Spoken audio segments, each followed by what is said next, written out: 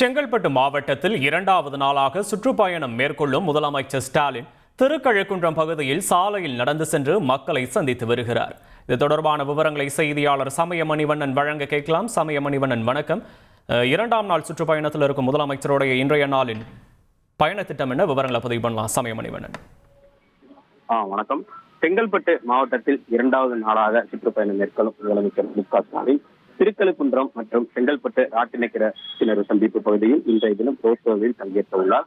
தற்போது திருக்கழுக்குன்றம் பகுதியில் ரோட் ஷோவில் பங்கேற்றுள்ள முதலமைச்சர் மு.க.ஸ்டாலின் சாலையில் நடந்து சென்று பொதுமக்கள் மற்றும் திமுக தொண்டர்களை சந்தித்து கைகுலுக்கி வருகிறார். குறிப்பாக இந்த பயண திட்டத்தை பொறுத்தவரைக்கும் முதலமைச்சர் மு.க.ஸ்டாலின் மாவட்டந்தோறும் சென்று கலாய்வு மேற்கொண்டு வருகிறார். கடந்த சில மாதங்களாக பல்வேறு மாவட்டங்களுக்கு சென்றுள்ள முதலமைச்சர் மு.க.ஸ்டாலின் மாவட்டந்தோறும் கலாய்வு மேற்கொண்டு புதிய முடிவுற்ற திட்டப்பணிகள் மற்றும் புதிய திட்டங்களை தொடங்கி வைத்து வருகிறார். அந்த வகையில் இன்றைய தினம் அது வைத்தி ஒரு பிளாட் வாங்கணுமா இல்ல ஒரு பிளாட் வாங்கணுமான்னு ஒரே கன்ஃபியூஷன். ஒரு ரியல் எஸ்டேட் எக்ஸ்பர்ட் கிட்ட பேசு. எப்படி? பாஸ் வாலா பி தி பாஸ்.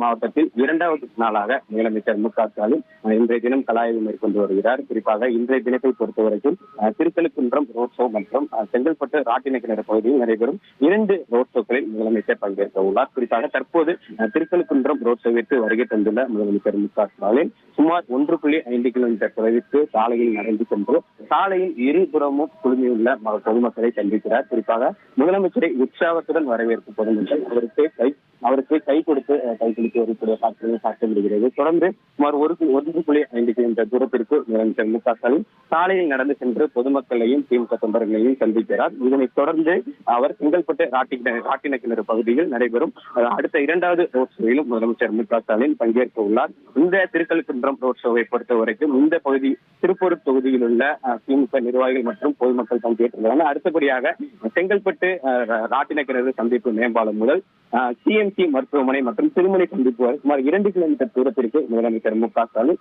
ஒரு 2வது ரோட் ஷோவில் பங்கேற்க உள்ளார். இதனைத் தொடர்ந்து 3வது நிகழ்ச்சியாக சுமார் 50,000 பேருக்கு நலத்திட்ட உதவிகள் வழங்கும் நிகழ்ச்சியிலும் முதலமைச்சர் மு.க.ஸ்டாலின் பங்கேற்க உள்ளார். அந்த நலத்திட்ட உதவிகள் வழங்கும் நிகழ்ச்சியிலேயே கிட்டத்தட்ட 497 கோடி ரூபாய்க்கு 5 புதிய திட்டப்பணிகளுக்கு அடிக்கல் நாட்டுவதோடு சுமார் 280 கோடி ரூபாய் செலவில் 47 முடிவுற்ற திட்டப்பணிகளை முதலமைச்சர் திறந்து வைக்கிறார். இதனைத் தொடர்ந்து 50,000 பேருக்கு சுமார் 58 கோடி ரூபாய் மதிப்பிலான நலத்திட்ட உதவிகளை வழங்கி முதலமைச்சர் அந்நிகழ்ச்சியில் விழா பேருரையாற்றுகிறார். விவரங்களுக்கு நன்றி சமயமணிவண்ணன்.